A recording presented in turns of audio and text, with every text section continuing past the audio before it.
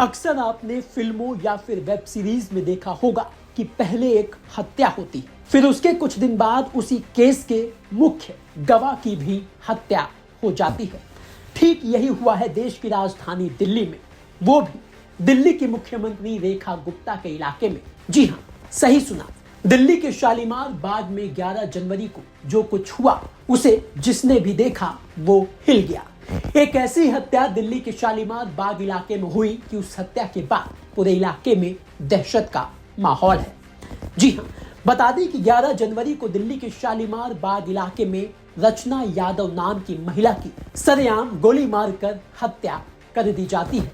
अब सीएम के इलाके में रचना यादव की खुलेआम गोली मारकर हत्या दिल्ली की कानून व्यवस्था पर कई बड़े सवाल खड़े कर रही है, क्योंकि रचना यादव कोई मामूली महिला नहीं थी। तो आखिर कौन थी रचना यादव, क्या है रचना यादव की कहानी, बताएंगे आपको आज के क्राइम कैपिटल के इस एपिसोड में। दरअसल रचना यादव के पति की साल 2023 में गोली मारकर हत्या कर दी गई थी, ठीक वैसे ही जैसे रचना यादव की गोली मारकर 11 जनवरी को हत्या की गई। अब साल 2023 में पति की हत्या के बाद से ही रचना यादव अपने पति को न्याय दिलाने के लिए केस लड़ रही थी।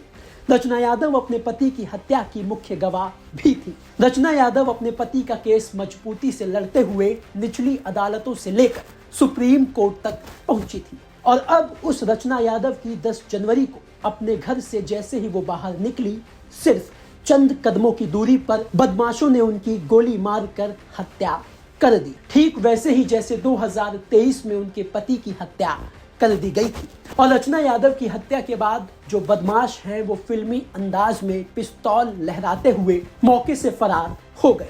और हाँ, आपको ये भी बता दें कि रचना यादव के पति के हत्याकांड में शामिल सभी आरोपियों को अभी तक गिरफ्तार नहीं किया जा सका है। यानी कि रचना यादव के पति के कुछ आरोपी इतने सालों बाद भी खुलेआम घूम रहे थे। रचना यादव अपने पति को न्याय दिलाने के लिए कानूनी लड़ाई लड़ रही थी, केस की मुख्य गवाह थी, और अब उनकी सरेआम गोली मारकर हत्या कर दी जाती है।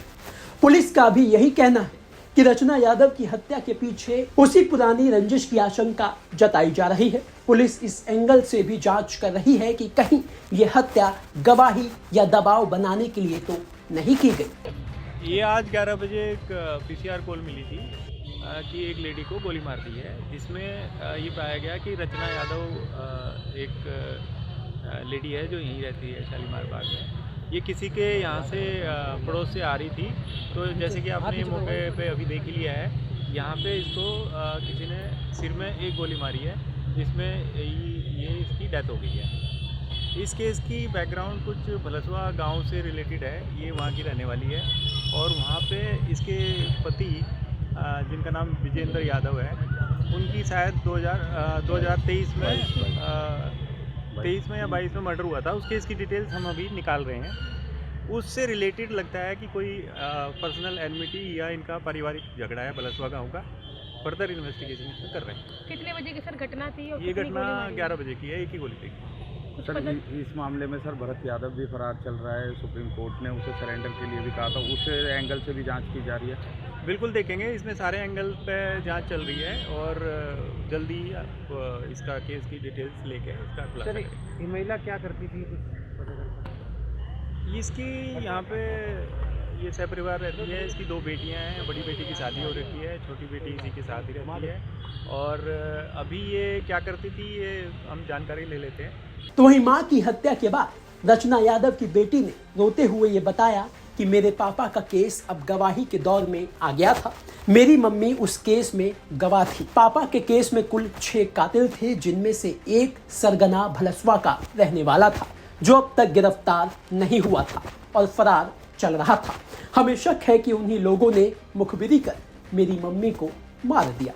अब रचना यादव की हत्या के बाद पुलिस आसपास के लगे सीसीटीवी कैमरों की फुटेज खंगाल रही है। पुलिस का कहना है कि जल्द ही आरोपियों को गिरफ्तार कर लिया जाएगा। लेकिन रचना यादव की हत्या एक बार फिर राजधानी की कानून व्यवस्था पर सवाल खड़े कर रही है।